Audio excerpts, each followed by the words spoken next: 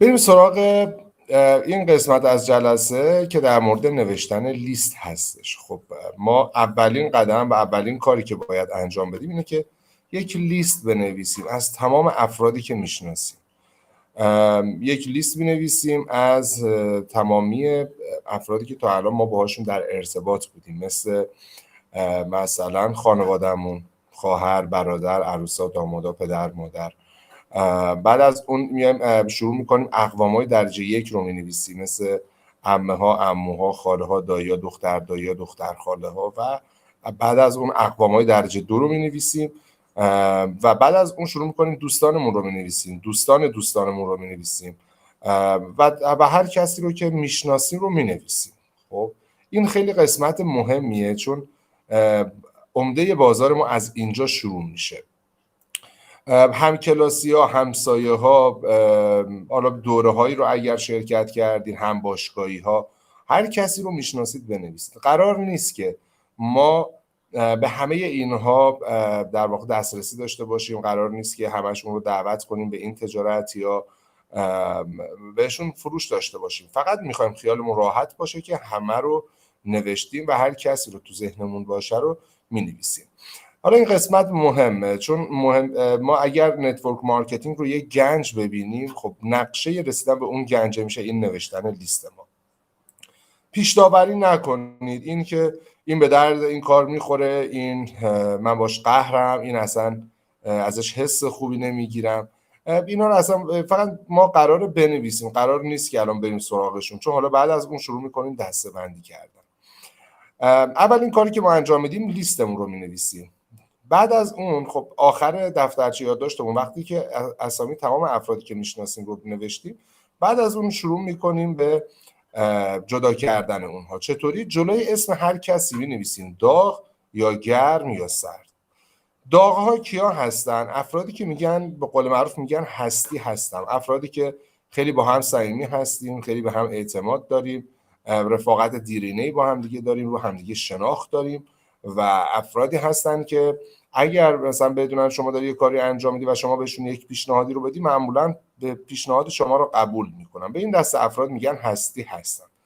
دسته دوم افراد لیست گرم هستن. هستی شاید باشن، چون بین این دسته افراد خب مثلا ماهی یک بار، 2 ماهی یک بار هم دیگر میبینیم و نسبت به لیست داغ ارتباطتون با اونها کمتر هستش، ممکنه به پیشنهاد ما یه مقدار با شک و تردید نگاه کنن و این دسته افراد رو ما در واقع میگیم افراد لیست گرم، یعنی هستی شاید باشم، اگر تو این محصول رو داری من شاید ازت بخرم.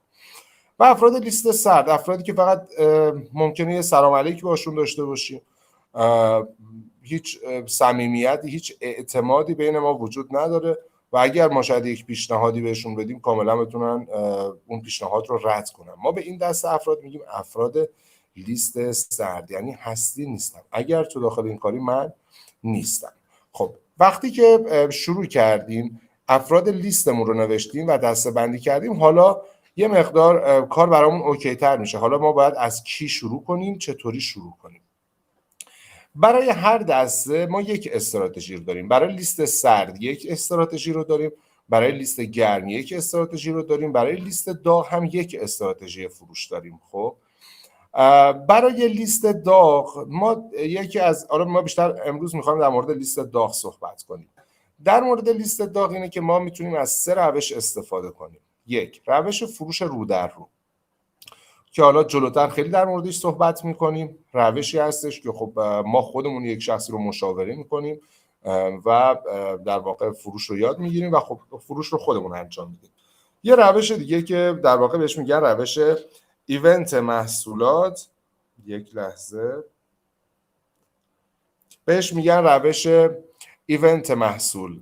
یعنی این روش بیشتر تو امریکا و اروپا داره انجام میشه. شما وقتی که وارد این تجارت شدید، خب مثلا از بانک محصولی که برای خودتون دارید، یک جای خونتون، یه قسمتی از خونتون رو دیزاین میکنید محصولات رو اونجا و دوستانتون رو دعوت میکنید خونتون، اونجا حالا به صرف یک چای یا عصرانه دعوتشون میکنید و خب اونا محصولات شما رو اونجا میبینن، میگن که اینا چیه، داستان اینو چیه و شما میگید که خب من نمایندگی برند تراست رو گرفتم و اونجا در واقع محل زندگی شما همون جایی که حالا همیشه دوستانتون هم میان خونتون، یه جوری محل کارتون هم تلقی میشه و دوستانتون وقتی میبینن که شما محصولاتی رو داری معمولا کنجکاو میشن ازش تست کنن و بعد راضی که بودن خودشون 3 نمونه 4 نمونه محصول رو برای خودشون برمیدارن. پس این روش خیلی میتونه اوکی باشه. البته خب خیلی گسترده تر از این حرفا هستش، خودش یکی آموزش 1 ساعته داره، ولی من در همین حد فعلا بهتون میگم چون امروز میخوام بیشتر راجع به فروش رو در رو صحبت کنیم.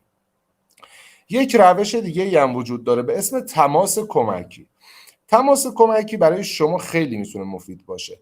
شما الان تازه وارد کار شدین، ممکنه اطلاعات پوست و موتون تکمیل نباشه، اطلاعات محصولتون تکمیل نباشه و خب ممکنه مشتری شما از شما سوالاتی رو بپرسه در مورد در واقع این برند یا در مورد مشکل پوست و مویی که داره و شما خب نتونید بهش جواب بدید.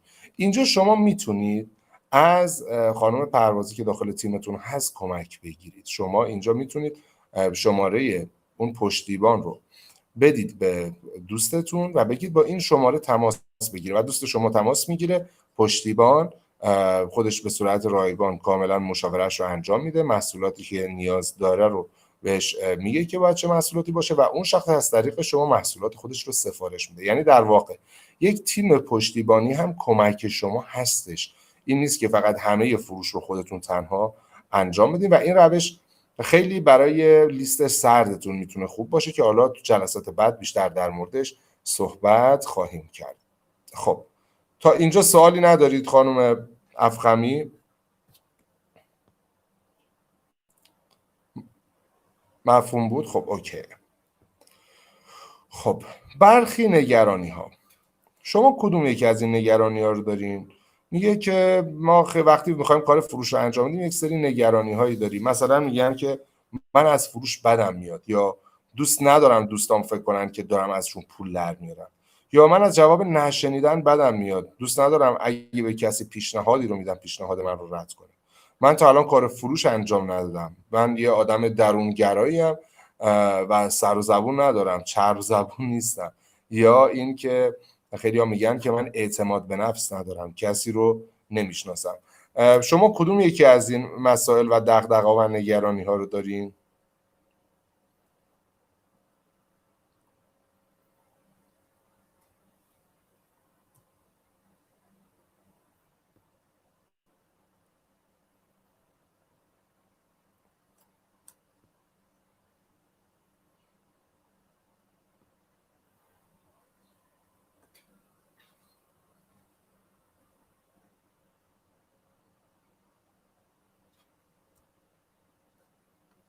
من تا الان کارو خب اوکی هستش. ببینید ما الان اسلاید بعد دیگه کامل در مورد فروش صحبت میکنیم، بعد متوجه میشید چقدر فروش ساده و آسون و راحته و من وقتی این قسمت رو به بچه آموزش دادم خودشون خندهشون میگیره که فروش چقدر میتونه راحت باشه. پس بریم جلو ببینیم که فروش چی هستش.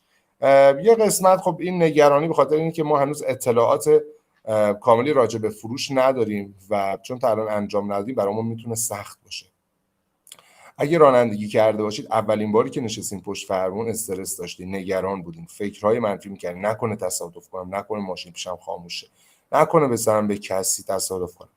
ولی وقتی نشستی پشت فرمون یه نفرم کنارت بود بهت آموزش داد، بعد از یک مدت متوجه شدی چقدر کار راحتیه و امروز از اون رانندگی داری لذت میبری. پس این طبیعیه، هر وقت ما میخوایم یه کار جدیدی رو انجام بدیم که تا الان انجام ندادیم یه مقدار استرس داریم. تو کار ما که اسمش فروش مستقیم هستش یک نکته خیلی مهمه و اون این هستش که در صنعت ما داستان‌ها میفروشن.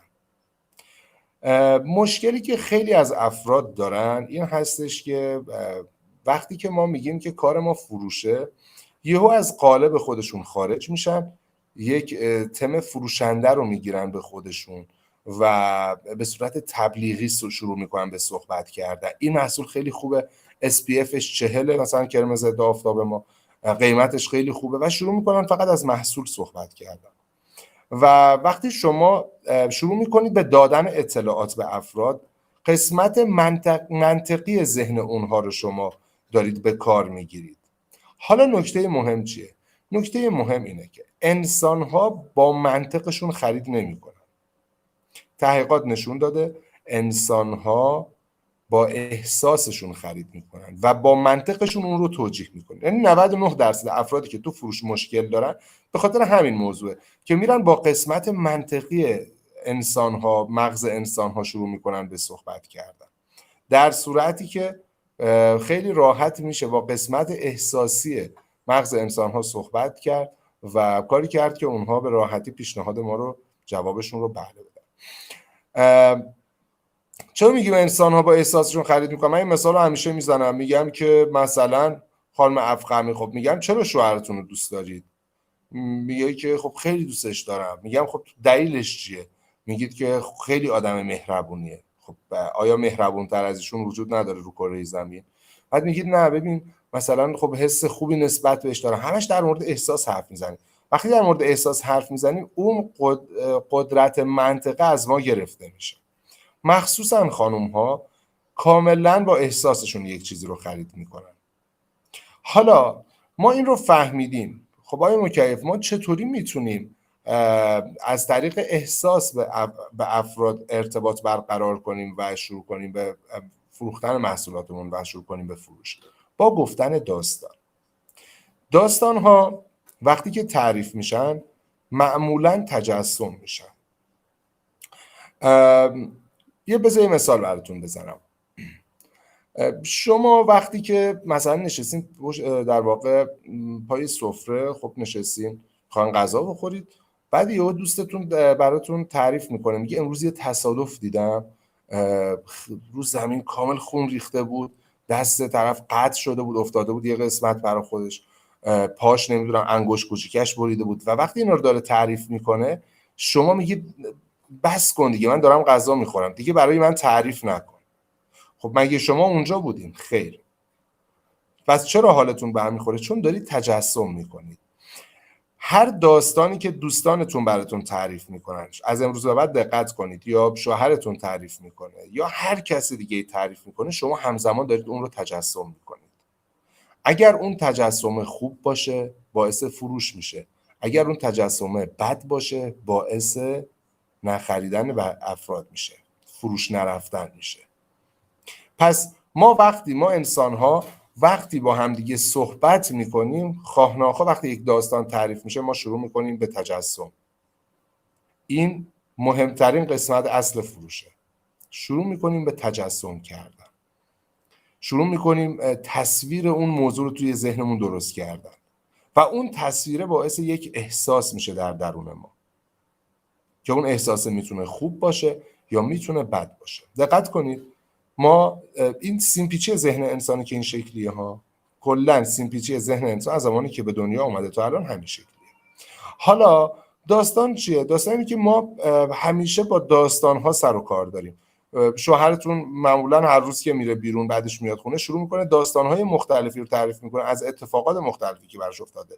یا بچه‌تون وقتی که فرزندتون وقتی که میره بیرون میاد برای شما شروع میکنه در مورد اتفاقاتی که تو مدرسه افتاد داستان‌هایی رو تعریف میکنه. یا خود شما برای دیگران مرتب در حال تعریف کردن داستان هستین. پس توی صنعت ما داستان میفروشه. پدر بزرگای ما وقتی باشون حرف میزنن راجع به هر موضوعی که حرف میزنن یک داستان برای ما تعریف میکنن و هیچ وقت داستان‌هاشون تموم نمیشه. حالا نکته چیه؟ نکته اینه که وقتی که ما داستان رو شروع میکنیم به گفتن داستان، افراد اون داستان رو تجسم میکنن و در درون اونها یک احساس به وجود میاد. حالا داستان اینه، من میام به شما میگم کیا دوست دارن دوستان خوبی داشته باشن، کیا دوست دارن سلامت باشن، کیا دوست دارن که یک فرد موفق باشن، کیا دوست دارن پول. همه میگن ما دوست داریم این چیزا رو، چون از نظر احساسی یک لحظه احساس پولدار شدن رو ما تونستیم تجربه کنیم. ولی از یه سمت دیگه من بیام بگم که بیام در مورد نرخ بهره امریکا، ریز معاملاتش رو بیام نگاه کنیم، اصلا برامون مهم نیست و هیچی علاقه نداره به اطلاعات. پس همه انسان ها به داستان ها علاقه دارن تا اطلاعات. متاسفانه 90% افراد زمانی که میخوان بیان شروع کنن به انجام این کسب و کار، وقتی اسم فروش میاد شروع میکنن به یادگیری و حفظ کردن اطلاعات. چرا؟ چون تو دانشگاه به ما یاد دادن فقط باید درس‌ها رو حفظ کنیم.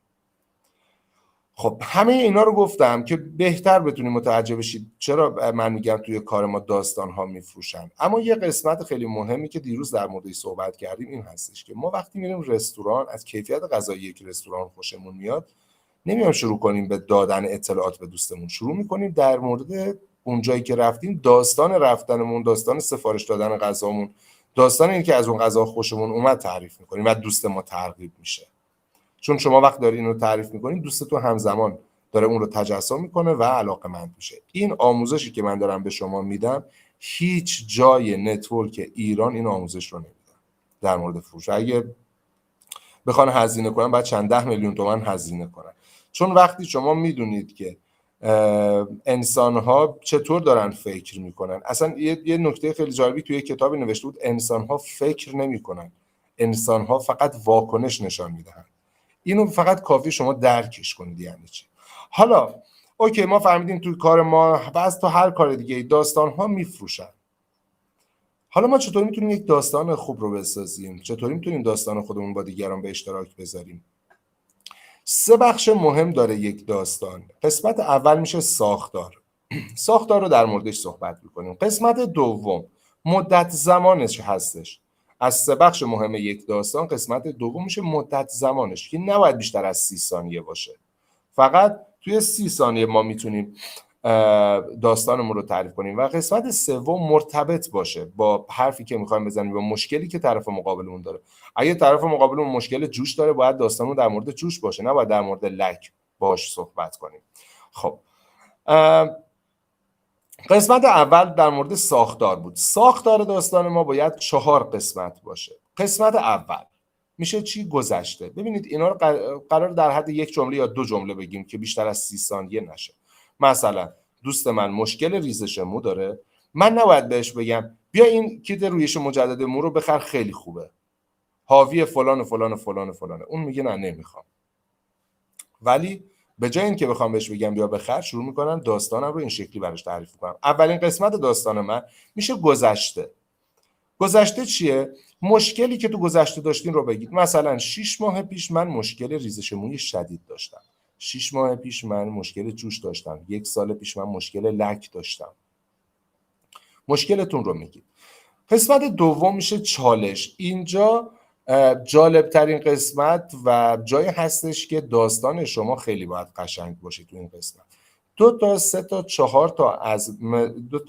تا مثال بزنید از چالش هایی که براتون اون مشکل ایجاد کرده بود. یعنی مشکل ریزش موتون 2 تا مثال بزنید که چه چالشی برای شما ایجاد کرده بود. مثلا من 6 ماه پیش مشکل ریزش مو داشتم.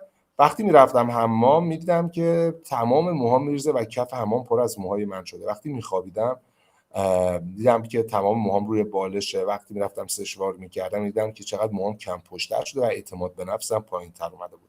3 تا مثال زدم از اتفاقات بعد، از نگرانی ها، از چالش هایی که اون مشکل برای من به وجود آورده. و قسمت سوم میشه امید. امید چیه؟ میگیم که تا اینکه با یکی از دوستام آشنا شدم، توی کار تو حوزه پوست و مو داشت فعالیت میکرد، خیلی هم کارش حرفه‌ای و عالی بود. یک پک رویش مجددی رو به من معرفی کرد. از زمانی که استفاده کردم هم ریزش موهام قطع شد و هم حس بهتری داشتم و هم موهایی که ریخته بود دوباره شروع کردم به رشد کردن. قسمت چهارم سکوت میکنید. سکوت کردن. آقای جمران میگه وقتی کارتون رو خوب انجام میدین از یک جا به بعد تنها وظیفه شما این هستش که گند نزنید. یعنی ما وقتی که خودمون میگیم آقای فلانی خانم فلانی بیا اینو از من بخر، مردم شروع میکنن به عقب نشینی کردن. چرا؟ چون گفتیم مردم از این کسی بخواد بهشون بفروشه بعدشون میاد، ولی همه عاشق خرید کردن. پس ما داستانمون رو تعریف میکنیم ولی نمیگیم بیا اینو از ما بخر. سکوت میکنیم. وقتی سکوت کردیم اگر دوست شما اطلاعات بیشتری خواست اطلاعات بیشتری بهش میدیم. اگر اطلاعات بیشتری نخواست ما هم هیچ چیزی دیگه نمیگیم. پس میبینید توی داستانهای شما میتونید بدون جواب نشنیدن میتونید با یک داستان قشنگ طرف مقابلتون رو از نظر احساسی و از نظر نیازی کاری کنید که اون بیاد به سمت شما. پس از این 4 تا قسمت ما میتونیم یک داستان بسازیم. حالا داستان ما مثل یک فیلمنامه هستش. هر چقدر فیلمنامه ما قشنگتر باشه، افراد بیشتری در واقع دوست دارن بیان فیلم ما رو نگاه کنن. هرچی داستانمون جذابتر باشه، افراد بیشتری دوست دارن بیان فیلم ما رو ببینن. ولی اگر فقط مثلا بعضی بچه‌ها بدون اشتیاق شروع میکنن به یک سری مثلا همین صحبتایی که من گفتم رو انجام میدن، ولی خیلی داستان بیروحی رو دارن، به خاطر این داستانشون کمتر خریدار داره. پس حالا من تو جلسات بعد بهتون میگم که چیکار کنید که داستان شما باز جذابتر و قشنگتر باشه. خب این شد فروش. پس ما داستانمون تعریف میکنیم، سکوت میکنیم. اگر طرف اطلاعات بیشتری خواست بهش اطلاعات میدیم، انقدر بهش اطلاعات میدیم که اون شخص خودش بخواد افتخار این رو انجام بده که بخواد از شما خرید کنه. افتخار تصمیم به خرید باید با مشتری باشه. حالت دوم چیه؟ هیچی نمیگه و ما هم دیگه هیچی نمیگیم. شاید الان پیش خودتون فکر کنید که آیا مکیف، خب طرف مشکل ریزش مو داره، حتی پیش من میناله در مورد این موضوع، شروع میکنه به نالیدن، ولی چرا سفارش نمیده؟ ببینید فرق هست بین نیاز و خواستن. یک سری افراد نیاز دارن ولی نمیخوان. مثال میزنم، مثلا من خب اضافه وزن دارم، شکمم بزرگ شده و شما میگید من یه قرص لاغری دارم، شما بخوری مثلا میتونی 5 کیلو تا 10 کیلو وزن کم کنی. بعد من به شما میگم که نه دوست ندارم. حالا باشه بهت خبر میدم. بعد چند وقت بعد یک مشکل قلبی پیدا میکنم، میرم پیش پزشک میگه تو باید حتما، یا مثلا فشار خون دارم، پزشک میگه تو باید حتما وزن تو کم کنی وگرنه میمیری. اون موقع است که میافتم به فکر این که بخوام خودمو لاغر کنم. پس اون موقع میام تو فکر این که راستی خانم افخمی یه داستانی در مورد کاهش وزن گفت و گفت یه قرصی است، بذار زنگ بزنم ازش بخرم. خب پس خیلی وقتا افراد نیاز دارن ولی نمیخوان، تو اون موقع، تو زمان درستی نیست. ولی وقتی داستانمون رو تعریف میکنیم، خیلی وقتا این داستان ما تو ذهن طرف باقی میمونه و بعد اون ما رو میشناسه. یا مثلا میره پیش دوستش، میبینه دوستش مشکل ریزش موی شدید داره، میگه یکی از دوستان یک پک رو استفاده کرده، ریزش موهاش کلا قطع شده. این مثلا در مورد فقط ریزش مو رو داشتم صحبت میکردم. خب و اون موقع دوستش رو میفرسته سمت شما. چیزی که میخوام بهتون بگم اینه که فروش توی کار ما یک کار یهویی نیست که اتفاق بیفته. خب یعنی من تو روز اول قرار خیلی محصول به فروش برسونم، همه قرار از من خرید کنن، اصلا به هیچ عنوان شکلی نیست. فروش به یک باره اتفاق نمیفته. هدف ما فقط اینه که به دیگران آگاهی بدیم که ما برندی رو داریم میشناسیم که این مشکل شما رو میتونه برطرف کنه. هر چقدر بیشتر در مورد برندت صحبت کنی و کاری کنی که مردم، ببینید مردم این شکلی فکر میکنن اگر محصول خوبی باشه، من دیگه نیازی نیست بخوای انقدر در موردش صحبت کنی. هرچی ما خیلی وقتا بیشتر صحبت میکنیم، مشتری احتمال خریدنش کمتر میشه. پس حالا ما با لیست داغمون میخوایم بریم وارد صحبت بشیم با افرادی که میشناسیم، آشنایان، اطرافیان. چطوری باشون صحبت کنیم؟ اولین چیز اینه که صادقانه ما باید باشون صحبت کنیم، خودمون باشیم. من خیلی وقتا میبینم طرف مثلا با دختر خالش میخواد شروع کنه به صحبت کردن، یهو میره تو قالب فروشنده. اصلا به هیچ عنوان خودت باش، فقط شروع کن داستانتو تعریف کن. خیلی وقتا براتون پیش میاد یه خواهی میکرد من مشکل ریزش مو نداشتم، دوستم مشکل ریزش مو داره، داستان رو من چیکار کنم؟ اون موقع میتونه بگی یکی از همکارام این مشکل رو داشت و بقیه داستانتو بگی. تیم ما، سازمان ما پر است از افرادی که هر کدومشون یک مثال بارز هستن برای این موضوع. خب پس خودتون باشی، از کلمات همیشگی خودتون استفاده کنید. قرار نیست وارد یک فاز دیگه باشی، ادای کسی دیگر رو در بیاری تو فروش. خودت باش، مگه خودت چشه؟ خب این در مورد قسمت اول. در مورد قسمت دوم این که گفتم حالا فروش به یک بار اتفاق نمیفته، هدف ما آگاهی دادنه. و قسمت سوم این که اصرار نکنید، به هیچ عنوان به افراد لیست داغتون اصرار نکنید. هر چقدر بیشتر اصرار کنید، بیشتر باعث سرخوردگی و سرافکندگیتون میشید. فکر نکنید با اصرار کردن افراد میخرن. اگر هم خریدن، تو رو درباستی خریدن و دیگه. بهترین حالت جوابدهی فروشتون اینه که فروشتون به صورت حضوری باشه. اینجا اونجاست که میگم بانک محصولی خیلی میتونه به شما کمک کنه. حتما محصولاتتون رو همراهتون همیشه داشته باشید. حتما تو کیفتون از ضد آفتابی که خودتون استفاده میکنید، از مرطوب کننده‌ای که استفاده کنید، از آبرسانی که استفاده میکنید، حتما تو کیفتون داشته باشید. مجهز باشید. یعنی چی؟ یعنی نکات مثبت برند تراست رو بدونید. این که تحت لیسانس دانشگاه لوزان سوئیس هستش، این که پروداکت آیدی داره، شناسنامه محصول داره و کمپانی ما کمپانی هستش که الان تمام محصولاتی که تو داروخانه ها داره به فروش میرسه خودش داره تولید میکنه و این یک برند اختصاصی و جداگونه ای هستش که میخواد از طریق صنعت فروش مستقیم به فروش برسونه. دومین چیزی که باید بدونید که تاییدیه‌های پزشکان رو تو گوشیتون داشته باشید. این که برندی که ما داریم باهاش کار میکنیم تمام پزشکان دارن تجویز میکنن برای مراجعه کننده هاشون.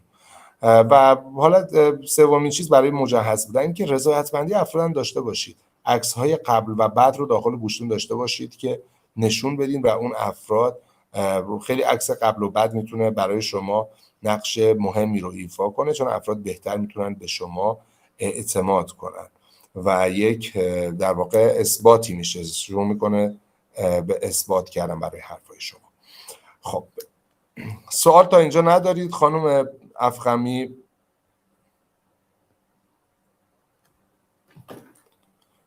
الان حالا فکر میکنید فروش سخته یا آسونه؟ تا اینجا آسون بوده یا سخت بوده؟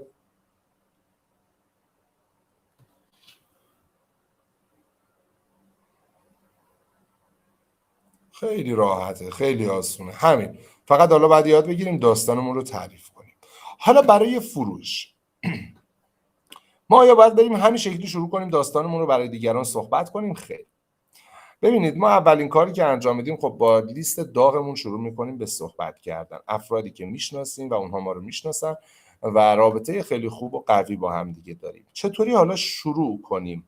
ببینید تو سیستم کاری ما قدم به قدم به شما میگیم که چیکار کن، از کی شروع کن، کجا شروع کن، چطور شروع کن. همه اینها به شما آموزش داده میشه. پس فقط اقدام شما مهم هستش.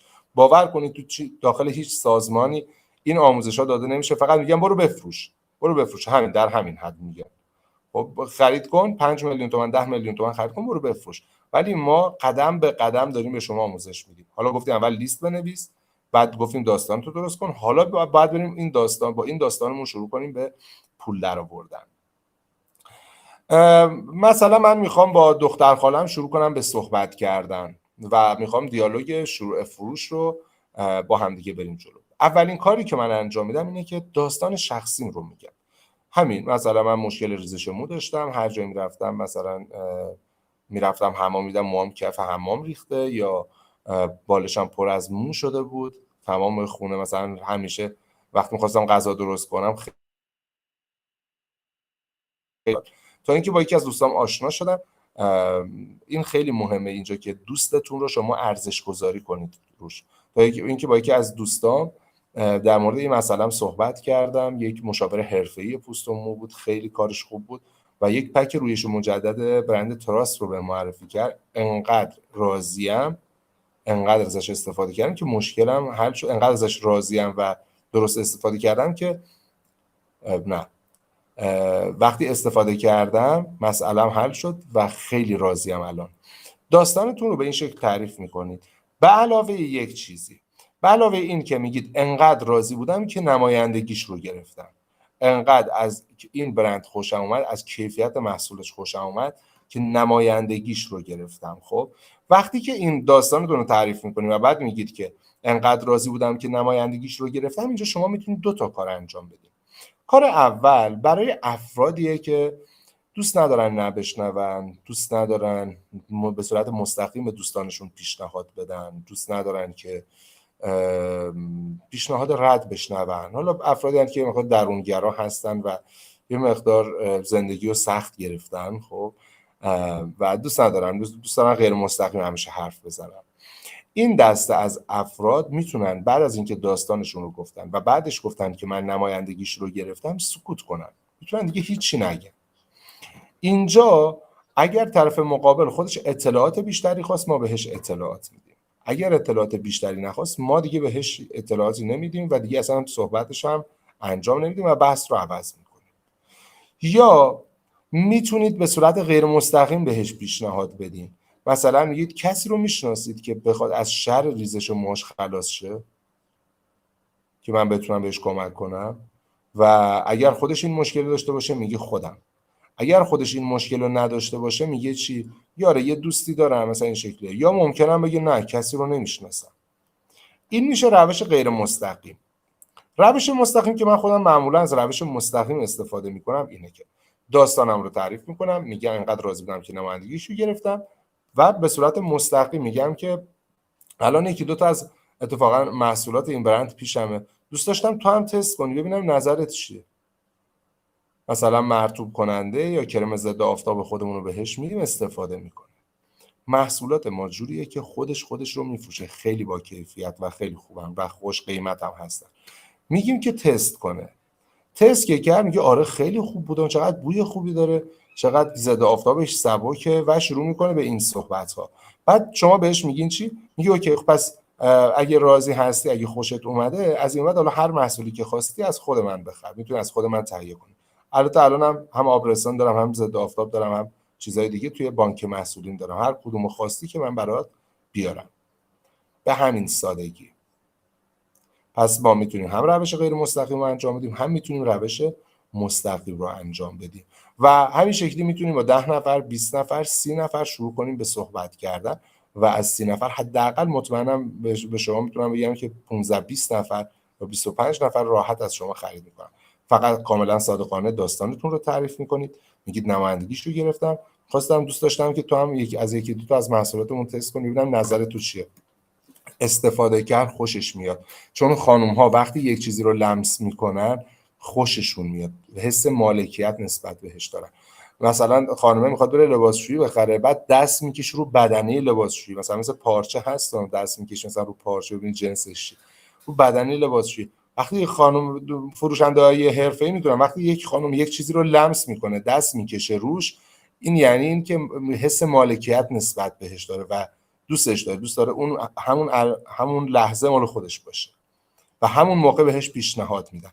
پس ما چی کار میکنیم؟ این چیزی که من بهتون میگم این در واقع داستان شخصیتون و این چیزایی که بهتون آموزش دادم شاید خیلی ساده باشه ولی خیلی تکنیک ها داخلش هستش و ما سعی میکنیم پیچیده ترین چیزها رو برای شما به ساده ترین حالت ممکن در بیاریم که شما بتونید جواب بگیرید.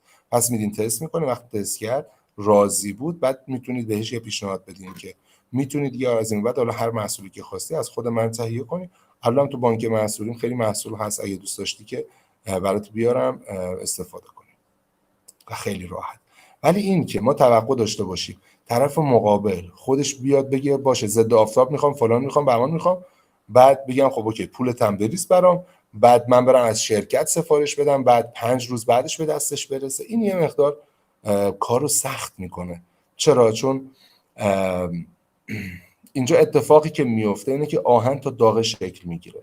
معمولا افرادی که یک چیزی رو سفارش میدن همون لحظه سفارش میدن و دوست دارن نهایت تا چند ساعت بعد دستشون باشه، 3 روز دیگه یادشون میره. پس اینجا خیلی بهتره، اهمیت بانک محصولی اینجا نشون داده میشه.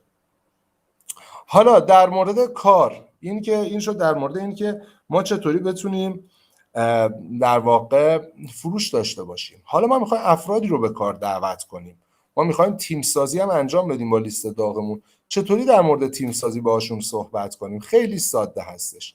مثلا یک دیالوگی رو من اینجا نوشتم که شما میتونید این دیالوگ رو شخصی سازیش کنید برای خودتون. مثال میزنم، شروع میکنید داستان خودتون رو تعریف میکنید. من داستانم رو این شکلی میگم، شما میتونید داستان من رو کپی کنید و یا حتی بهترش کنید. مثلا میگم که چند وقتی بود به خاطر شرایط اقتصادی که خودت بهتر میدونی الان همه افراد نیاز دارن که بخوان یه کار رو انجام بدن، دنبال کار میگشتم، دنبال یه کار بودم که درآمدش خوب باشه. شرایطم که خودت میدونی، بچه دارم، خونه دار هستم، باید غذا درست کنم و شرایطم جوری بود که اصلا نمیتونستم برم بیرون کار کنم، پس باید یه کاری انجام دادم که تو خونه باشه. تصمیم گرفتم آنلاین شاپ بزنم و این چیزا دیدم که هر کسی زده چون مشتری نداشته جمع کرده و هیچ سودی براش نداشته و دنبال کاری بودم که خب به شرایطم بخوره و نتونستم پیدا کنم، تا این که به واسطه یکی از دوستام با سیستم کسب درآمد لیاتیم آشنا شدم. یه سیستم داشت که توی 2-3 ساعت یادش میگیری و تونستم به واسطه این بعد از اینکه 2-3 ساعت وقت گذاشتم و سیستم رو یاد گرفتم، تونستم مثلا 300,000 تومان سود کنم. این مثلا شما خب این 300,000 تومان سود از کجا اومد؟ شما خب الان میخواید ثبت نام کنین خرید اولتون که انجام بدین، خریدای خونه خودتون رو بخواید انجام بدین، به عنوان مثال میشه 1,000,000 تومان. خب 250 تا 300,000 تومان سود میکنید. خب این خیلی میتونه خوب باشه. پس همین رو میتونید استفاده کنید. مثلا دایرکت مستقیم خانم فربخش، یکی از افرادی که مستقیم با خانم فربخش دارن کار میکنن، خب گفتن بعد از اینکه داستانشون رو ساختن تو یک روز 5 نفر مشتری گرفتن و تو یک روز ممکنه 500,000 تومان سود کرده باشن. خب پس میگید که یک سیستم داشت، توی 2-3 ساعت یادش گرفتم و بعد از اون تونستم توی نیم ساعت، توی 1 ساعت تونستم 200,000 تومان 300,000 تومان سود کنم. خب اینجا باز وقتی داستانتون تعریف کردید میتونید روش غیر مستقیم رو انجام بدید، میتونید روش مستقیم رو انجام بدید. غیر مستقیم چیه؟ سکوت کنید، هیچی نگید. اگه طرف گفت خب کارتون چیه، اون موقع شما اطلاعات بیشتری بهشون بدید.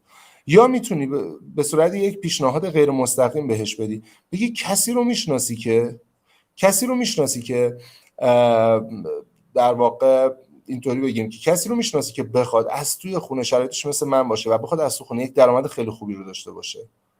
اگر خودش بخواد میگه خودم، اگر کسی رو بشناسه معرفی میکنه، اگرم نخواد میگه نه. خب این شد غیر مستقیم.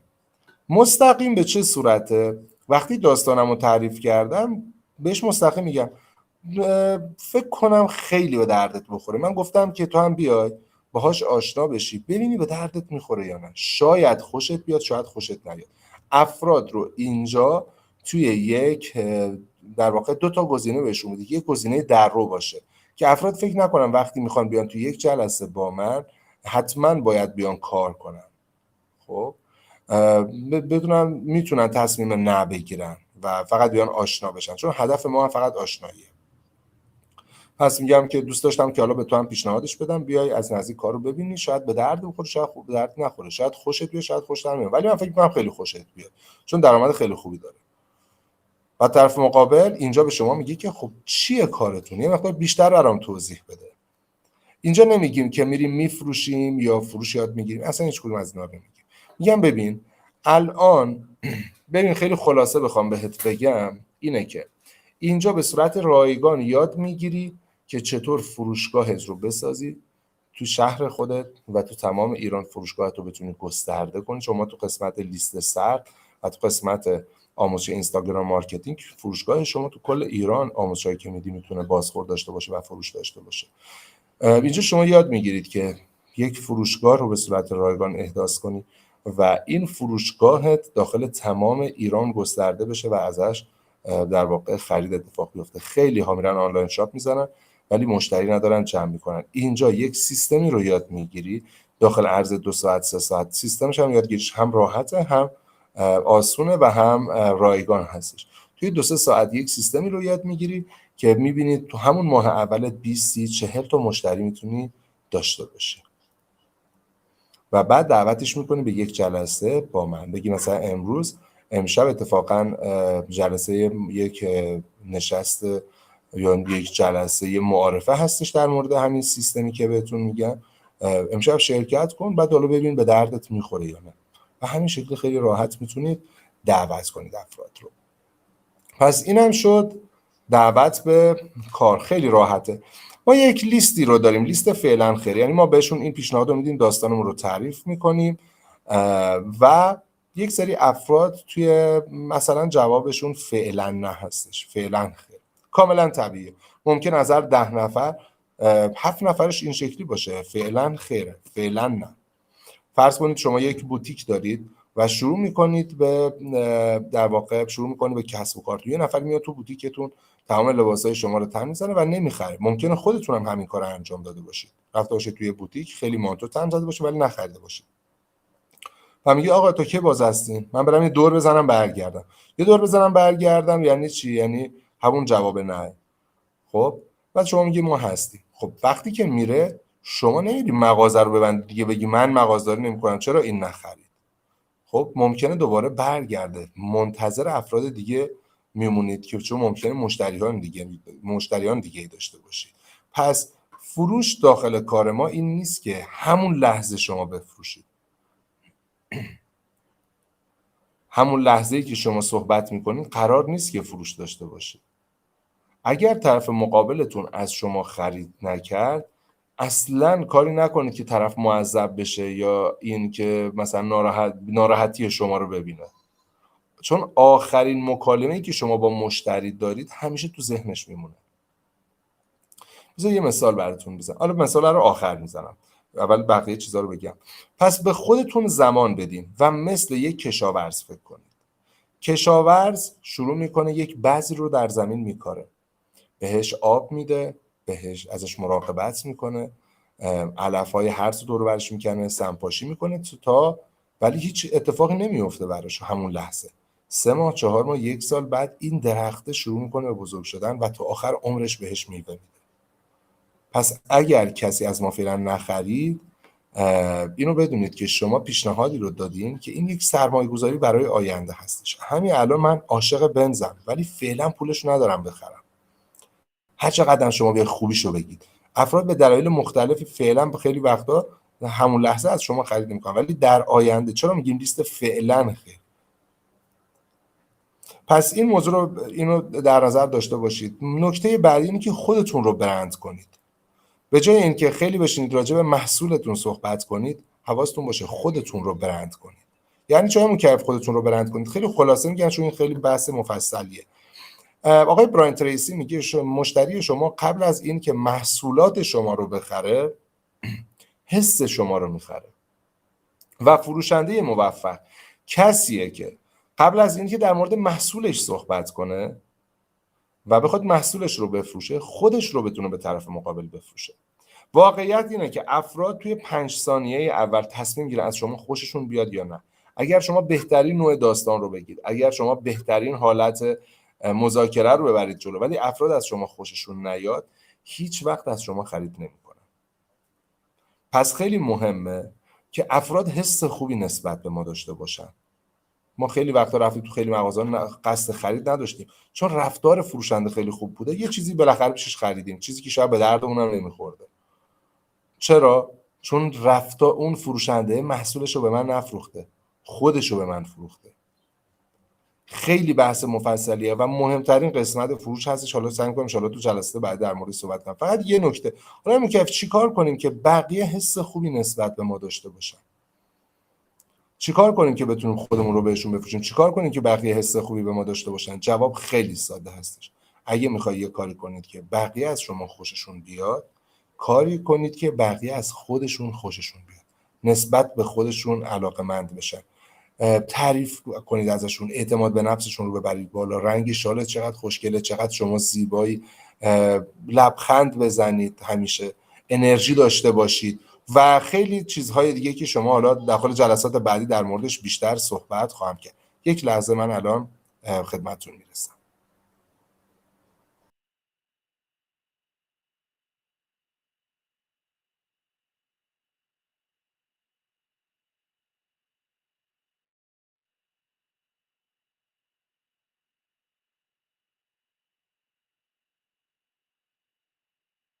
خب پس این موضوع هم خیلی مهمه.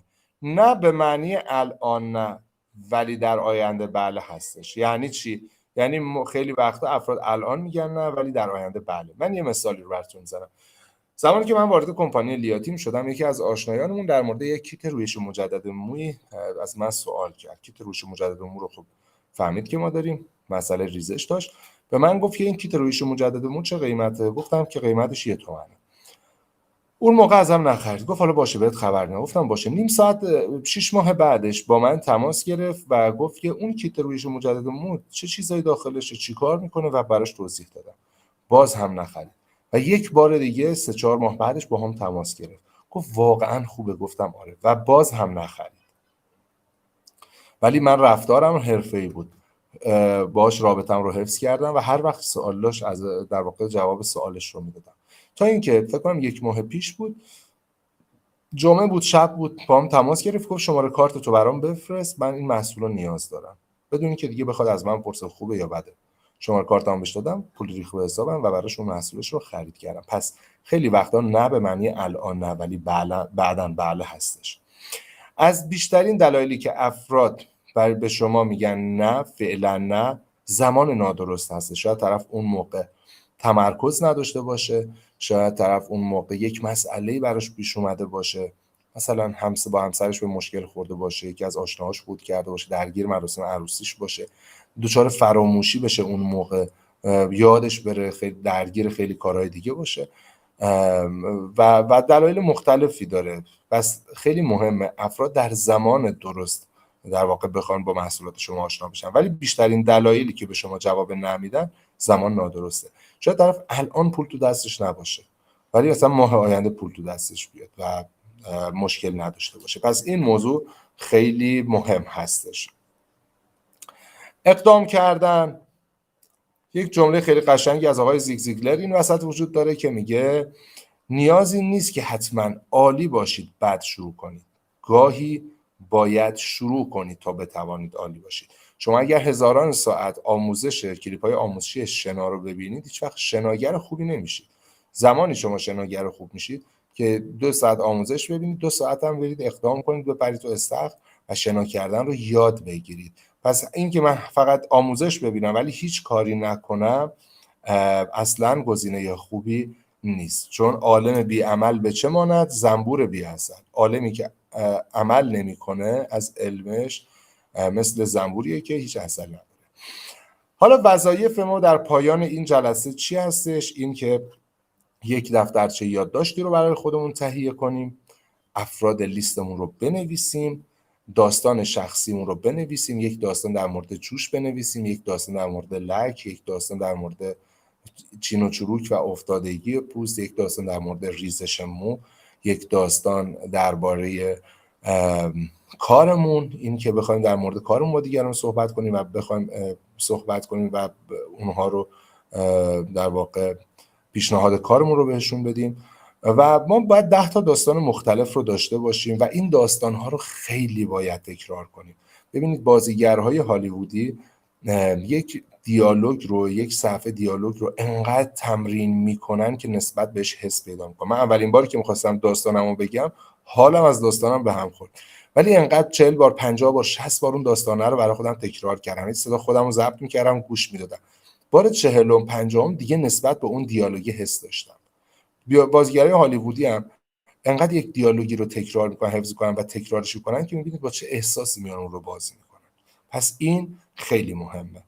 و آخرین وظیفه ما اینه که با امید خدا بعد از این جلسه ثبت نامتون رو انجام بدید و میز کارتون رو فعال کنید. یه پیشنهاد خیلی خوبی که من براتون دارم و خود کمپانی برای شما داره اینه که این ماه هر کسی که تازه وارد شده، البته فقط برای این ماه هستش، بعد از اینکه ثبت نام کرد تا 3 روز بعدش علاوه بر 20 تا 25% تخفیفی که رو محصولات هست 15% اضافه هم هست. یعنی شما محصولی که 100,000 تومان بود می‌خریدید مثلا 85,000 تومان، الان می‌خرید 60,000 تومان با یک قیمت خیلی خوب و مناسب. ببینید فروشگاه کوروش فقط 5% داره تخفیف میزنه، خودشو تو تمام ایران برند کرده. حالا حساب کنید کمپانی باشه که 25 تا 40% داره تخفیف میده و از این موضوع میتونید نهایت استفاده رو ببرید. خب این شد آموزش جلسه اول. من به خاطر اینکه مقدار مطالب زیاد بود گفتم که یه مقدار تندتر صحبت کنم که بتونیم تایم جلسه رو داشته باشیم، رأس 1 ساعت باشه. خب بریم سراغ قسمت سوالات شما. خانم افخمی هر سوالی دارید میتونید بپرسید، من به شما جواب بدم.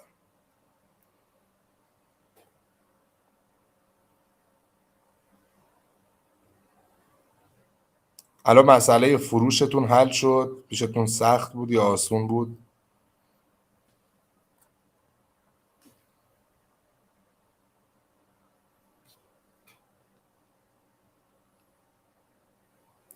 خیلی راحته. من حالا کلیپ این جلسه‌مون رو هم گرفتم، سعی میکنم تو یوتیوب بارگذاریش کنم. خیلی مهمه داستان سازی. سعی میکنم تو یوتیوب بارگذاریش کنم و لینکش رو براتون میفرستم. دوباره برید این جلسه رو گوش بدین، نکته به نکته رو بنویسید و ما تو جلسه بعد به جای آموزش بعدی شروع میکنیم در مورد همین موضوع صحبت کنیم که میگم که شما داستانتو بگو، اشکالات داستانتو میگیریم، داستانت راجع به کار یا هر چیزی که هست باتون کار میکنیم راجع به این موضوع. وقتی این جلسه رو کامل گذروندیم و روش خیلی مسلط شدیم، جلسه بعد میخوایم راجع به لیست سرد صحبت کنیم. یعنی چیکار کنیم که وقتی رفتیم بیرون، رفتیم باشگاه، رفتیم پارک، یک فرد رو دیدیم، چیکار کنیم که خود اون شخص بیاد از ما خواهش کنه که از ما محصول بخره. و اون آموزش هم خب خیلی جذاب هستش و با همین داستان اتفاق میفته.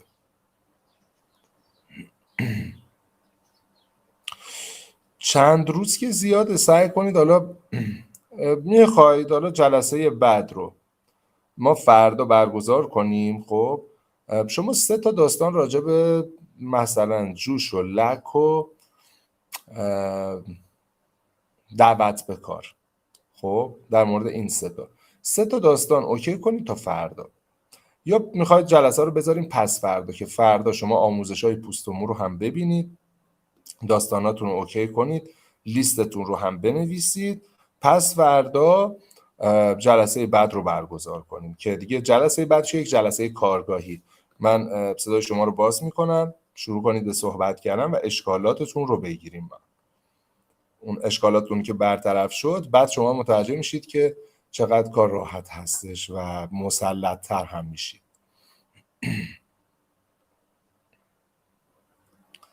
من این کلیپ رو توی یوتیوب خودم هم بارگذاری میکنم، برید حتما چندین بار ببینیدش و نکته برداری کنید ازش که بالا بهتر براتون جا بیفته. بار اول معمولا وقتی ما یه کاری انجام میدیم سخته برامون، ولی بارهای بعدش راحت و راحت تر میشه. ولی مطمئنم خیلی جواب عالی رو میگیرید از این روش. خب ما اینجا جلسه رو به اتمام میرسونیم، چون من 2 دقیقه دیگه جلسه بعدی هم شروع میشه. خدا قوت به شما. خانم فرابخش اون آموزش‌های پوست و مو رو هم ببینید، برای ریزش مو رو که همین الان گفتم همین موضوع میتونید استفاده کنید. برای مثلا جوش باید یه مقدار خلاقیت خودتون به خرج بدید. مثلا میتونید تو اینترنت بزنید مشکل افرادی که جوش دارن. خب مثلا ببین خیلی مهمه، مثلا میگه که من 6 ماه پیش یکی از دوستانم مشکل جوش داشت. خب اونایی که مشکل جوش دارن چه مثالهایی رو میتونیم بزنیم که اونها درگیرشن؟ مثال میزنم، هر وقت پوستمو کاور میکردم جوشام از زیر کاوره میزد بیرون. هیچ وقت نمیتونستم جایی برم، اعتماد نفسم کم شده بود چون جوشام خیلی زیاد شده و همه راجع به جوشای من داشتن حرف میزدن. خب انقدر جوشام زیاد بود که دیگه خستم کرده بود و زیبایی صورتم رو گرفته بود، تا اینکه با یکی از دوستام آشنا شدم. خیلی حرفه‌ای بود تو خیلی حرفه‌ای بود تو بخش پوست و مو و خب مشتریان خیلی زیادی هم داشت و یکی ده آنتی آکنه به هم داد که کلا این مسئله من برای همیشه رفع شد. یا مثلا در مورد لک، من یکی از دوستام 6 ماه پیش دیدم که یه لک بزرگ توی صورتشه. هر جایی میرفت همه ازش میپرسن این مشکل، این چرا لک این شکلیه و چرا یه کاری براش نمیکنی؟ و خیلی جا هم رفت و جواب نگرفت. هیچ وقت میکاپش رو پاک نمی‌کرد چون دوست نداشت این لکش رو کسی ببینه و این موضوع باعث شده بود که همیشه خیلی اذیت بشه و اصلا پوست صورتش رو کدر کرده بود اون لکه و از اون شاداب. بعد چند وقت پیش دیدم خیلی پوستش خوب شده. گفتم که چیکار کردی لکات رفت؟ گفت با یکی از دوستاش به صورت حرفه‌ای تو کار پوست و مو فعالیت داشت و از مثلا پک ضد لک تراست استفاده کرده بود و خیلی جواب خوبی رو گرفته بود و پوستش از این رو به اون رو شد. خب همین، چیز خاصی نداره داستان سازی. یعنی شما میتونید 2 تا 3 تا مثال رو که زدیم، بعد قسمت اول و قسمت آخرش معمولا یکی هستش، قسمت وسطش باید چند تا فقط مثال بزنید. اوکیه؟